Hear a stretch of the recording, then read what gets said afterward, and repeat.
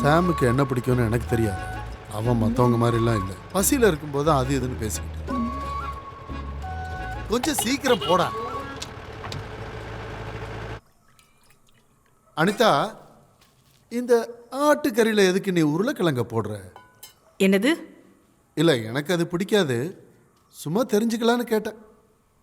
உங்களுக்கு பிடிக்கலங்கிறதுக்காக மற்றவங்க சாப்பிடக்கூடாதா? இதே தான் அவனும் கேட்டான். யாரு? அந்த சிபி. அவன் காலையில் என்னை கூட்டிகிட்டு போகிறப்ப கேட்குறான், இந்த நைஸ் தோசை சாப்பிட்டா என்ன பிரச்சனை, ஆட்டுக்கறியில் உருளைக்கிழங்கு போட்டால் அது குத்தமானு. நீ கவனிச்சியா? அவனுக்கு ஏதோ ஒரு பிரச்சனை இருக்கு.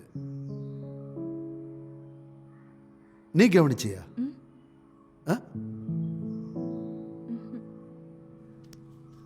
எனக்கு என்னவோ அப்பாவுக்கும் பையனுக்கும் ஏதோ பிரச்சனை இருக்குன்னு நினைக்கிறேன்.